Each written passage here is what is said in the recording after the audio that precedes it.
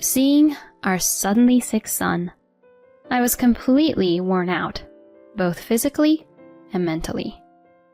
But my husband coldly said, "All you have to do is take care of the house and our child.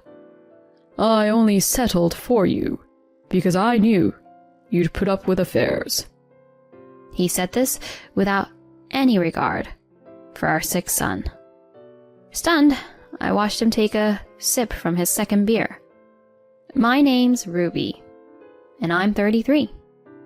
I met my current husband, Nolan, who's 8 years older than me, through a dating service about 4 years ago. He's at the top of his profession, and even though he's a little arrogant, he was the assertive one, with my more reserved personality. I quickly fell for his confidence. He always complimented my humble nature, and once we moved in together, I did my best to live up to his standards. After dating for a year, he popped the question, and naturally, I accepted. He once said to me, "I'll handle the finances, so I want you to manage our home." Wanting to respect his wishes, I left my job. After a big wedding, he moved into my apartment. From then on, I've focused on taking care of things around the house and taking care of him, using my spare moments for personal interests. My family was thrilled for us, and my friends were a bit jealous. To anyone looking in, my husband appeared flawless, a prosperous guy with good looks, and we had an adorable son named Liam. It seemed like we had the ideal marriage. But then, after making dinner one night, I got a text from him. "I'll be home late. I don't need dinner. Just make sure to draw a bath and have some snacks ready for me." All I could do was sigh. The honeymoon phase dimmed after our first anniversary. He was ecstatic when Liam was born, but soon after he began to pull away, saying his job kept him too occupied to pitch in with raising our son. Whenever I asked for a hand, he'd retort, "Do you really expect someone who's been working all day to come home and do housework?" And then he'd storm out. As time went on, his late nights became frequent, often coming home tipsy. And sometimes I'd catch a whiff of a scent that wasn't mine. Handling our son became more challenging, leaving me tired and stretched thin. Yet, he wanted the same level of attention as before Liam came along. One time, I fell asleep with our son and didn't hear him come in. He woke me, saying, "Must be nice, just lounging all day without doing your job." His biting words and icy look stunned me. The following morning, I saw off my irritated husband and continued my daily routine, waiting for his return. But that evening, he got home early and mentioned divorce. "If you're unhappy, then apologize from the bottom of your heart. Prove you mean it." Thinking about Liam, I believed he shouldn't be without his dad. So, I held back my tears and said, "I'm sorry." That evening, I shed more tears than I ever thought possible. Reflecting on it, the comfort of my sleeping son was the only thing that kept me grounded. As I redoubled my efforts to please my husband and look after our child, his late-night escapades persisted. "If you're not happy, we can just split," he'd often remind me. When I thought I'd adjusted to this new norm, the fatigue from housework and parenting overcame me, and I unintentionally dozed off next to Liam. I was startled, awake, by his piercing cry. "What's the matter, Liam?" I scooped him up and felt his hot skin, and immediately took him to the hospital. Thankfully, they found nothing serious, but given his age, they suggested he stay overnight. The nurse said I could head home to gather a few things while they kept an eye on him. I was reluctant to bother my husband at his job, but I finally called him. But he didn't answer. I left him a voicemail, grabbed what I needed, left a note at the house, and sped back to the hospital. Liam stayed close to me, all fussy, the entire day, and only drifted off after 11 p.m. They did prepare me a small bed next to his, but I couldn't rest, let alone use the bathroom. I couldn't really eat anything either. As I was sipping on some hot cocoa from a vending machine, my phone buzzed. It was my husband. "Hey there, you must be worn out from..." He interrupted. Where in the world are you? His sharp tone made me shudder. "I'm at the hospital now. I left you a note. Liam needs some tests, so we're staying here overnight." What about my dinner? Seriously? You're worried about your dinner? I tried to keep my voice down to avoid waking Liam, but finally dozed off. Keeping my cool, I said, "Didn't you get my message? I couldn't cook tonight. There's a ready-to-eat food in the fridge, and bread for the morning. You've got the car. You can grab something outside, right? Could you handle your own dinner for tonight?" Haven't you heard the saying, a man shouldn't be in the kitchen? What kind of wife expects her worn-out husband to cook after a long day? You don't need to be at the hospital. Just come home. I heard the sound of a beer can popping open in the background. For all his talk, he had no issue going to the kitchen for a drink.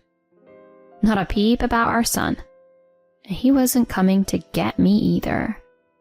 I felt anger boiling inside as I heard him kick off his nightly drinking routine.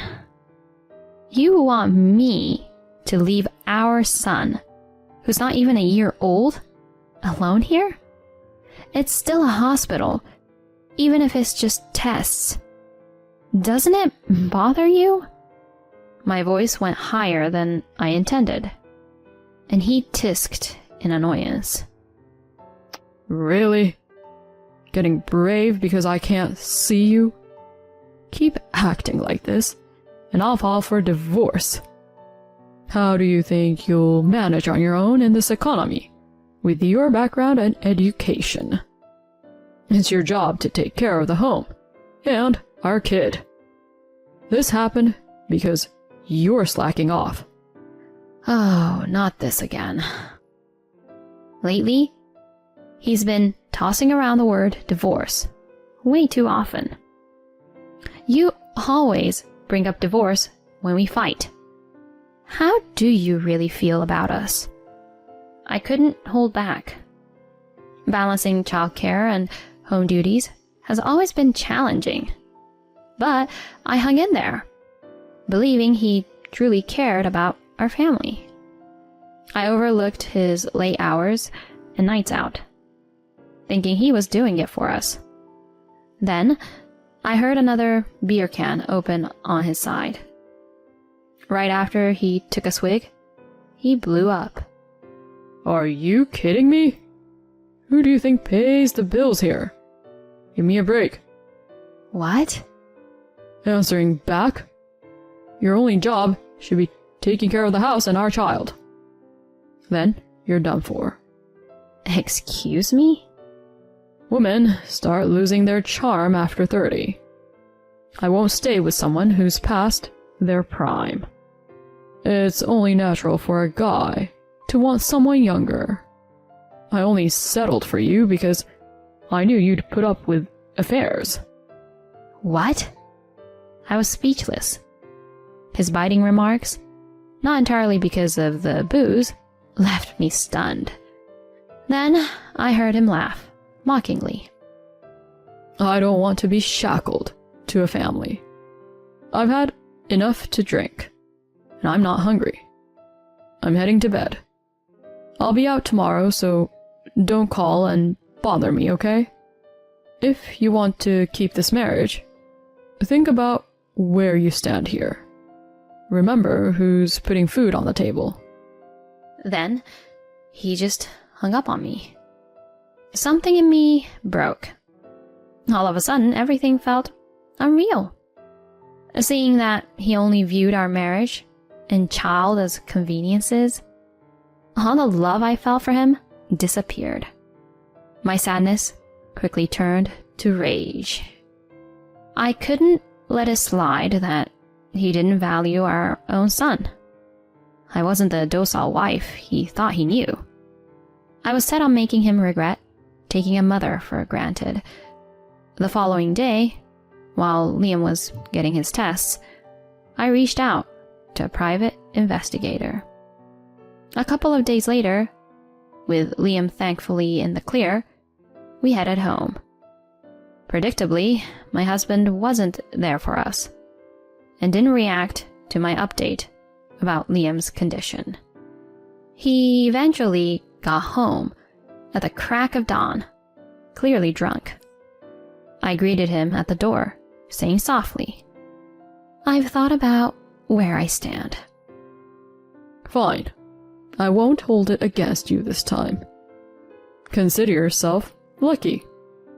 He snorted, making a beeline for the bedroom, leaving a trail of clothes behind. When I picked up his shirt, I noticed what looked like makeup glitter. Suit yourself. Looking at the man, now just another middle-aged guy, I started planning my next steps. A month had rolled by since then. I was jolted awake by the insistent ringing of the doorbell early in the morning. Come on, open up. Why won't my key work? Your husband is back. It sounded like Nolan was back from his 3-day trip. I'd anticipated him returning tonight, but he came back this morning instead. I had my suspicions about it being an actual business trip, but at this point it was irrelevant.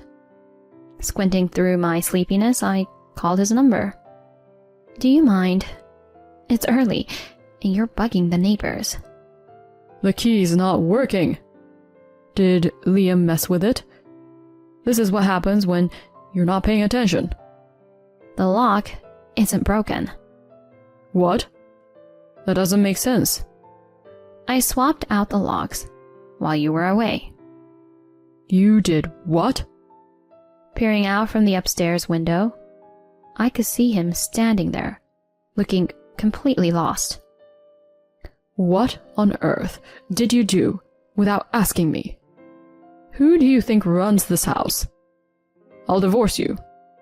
If you don't want that, then just unlock the door. Oh, I've taken care of that. Taking care of what? The divorce. I filed the papers. We're officially strangers now. Hold on. What are you talking about? I never signed any paperwork. I see what you did. You filled it out yourself, huh? That's illegal, and it won't hold up in court. I couldn't help but smirk at his overconfident expression. You've forgotten, haven't you? Remember the time you first mentioned divorce? You brought home a filled-out form. What are you talking about? That's right. On that heart-wrenching day, he'd come home with a pre-filled divorce form. After my apology, he crumpled it and chucked it at me. I thought you threw it out. I kept it, thinking it might come in handy. In hindsight, I guess I always sensed this day would come. As I reminisced, he looked visibly shaken, mouth wide open. What about this house and our expenses? How do you expect to live, being a stay-at-home mom? Oh, this is so sad. Our young son's going to suffer because of your impulsive choices. Get it straight. Remember, this house came from my grandparents, making me the legal owner. You were just living here. And regarding finances, I landed a job. You're making that up. You couldn't have found a job in this short time. I've been painting in my free time. You always told me not to go to bed before you, so I painted while waiting up for you. After posting my art online, a publisher got interested. Seriously? How is that even possible? Maybe you're getting duped. Artists going viral isn't unheard of nowadays. It's a well-known publisher. Hearing the name of the publishing house, he looked shell-shocked, murmuring, Is this even real? It felt refreshing to hear him talk without the usual sarcasm or shouting. Yeah, I'm all set for now. And on top of that, What now? there's the spousal support you'll be paying. Say what now? I opened the window and tossed him the photos I got from the PI. I hired a private investigator. If it was just about you hitting the clubs, I might have let it slide, but you were involved with one of the girls. When I contacted her workplace and the ladies realized they weren't getting sued, they quickly sided with me. He frantically scooped up the photos, his face going as white as a sheet. I can't blame him. The pictures clearly displayed him with a younger woman, clearly from the nightlife scene, heading into a shady establishment. Here's more for you. What? Next, I showed him screenshots of his messages, clear evidence of how he'd neglected me and our son. As morning broke, people began starting their day. Given the pictures and messages, he doesn't have much ground to stand on. I've been keeping tabs on all your actions and words. I'll hand all this over to my lawyer. You can keep those photos. I've got everything backed up. A PI? A lawyer? You think you're pulling this off with my money? It's from my savings before our marriage. Not sure why you'd have a problem with that. I shot back, and he stared at me, holding back his anger. Since our wedding, I'd been saving money, because he wanted me to be thrifty, so I rarely splurged on myself, leaving most of my savings intact. Honestly, I was taken aback by how much I had stashed away. I should have taken action earlier. I'm upset on my past self for being so submissive. Perhaps concerned about nosy neighbors, he tried to smile, saying softly, All right, I understand. I'm sorry. Just let me in. We're still married, right? No longer. Check the mailbox. He promptly checked the mailbox and took out an envelope, inspecting it. Inside, there's a key to a storage unit and its location. Everything you own, all purchased with your earnings since we got married, is stored there. The car is yours too. Now, kindly disappear. I was thankful he never contributed to household chores. It meant I knew where all his belongings were. He probably didn't even know how many shirts he owned. I can't live without you. His sudden desperation left me unfazed. I'm fine on my own. Besides, you said I was done for. You're not tied to a fading rose and its seed, are you? Maybe find a younger woman to look after you? Hold on. Listen. Moving forward, talk to my attorney. If you linger, I won't hesitate to call the cops. Goodbye. I ended the call, locked all the windows, and shut the blinds. For some time, he incessantly buzzed the doorbell and tried the door. I ignored his barrage of "I'm sorry" texts. When the neighbors started gossiping about his antics, he quickly jumped into his car and left. Later on, I got word from his folks. Turns out he'd blown all his personal funds from his single days on nightlife and ended up begging his parents for help. After I laid out the whole story for them, backed by evidence, they gave me an envelope a few days later, holding the full alimony they paid for him. I learned he'd been diverting company money for his leisure activities, given his senior position. Once I blew the whistle, he got blacklisted from those venues. His abrupt shift in spending habits raised red flags at his job. While he wasn't fired, he was moved to a smaller role in a distant office. Now, he's holed up in a budget apartment. Considering he'd never done any housework, I shuddered to think about the state of his place. But I don't feel sorry for him. He made his bed. Meanwhile, after selling the house and filling in my folks, I moved back home and became an illustrator while also working a side gig at a grocery store. It's not a lavish lifestyle, but I can buy what I want when I wish.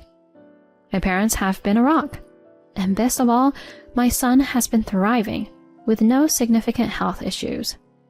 Recently, he's even expressed a desire to pitch in, which fills me with joy. Even without a dad in the picture, I've promised myself, pointing to where my wedding ring used to be both parents and guarantee my son's happiness.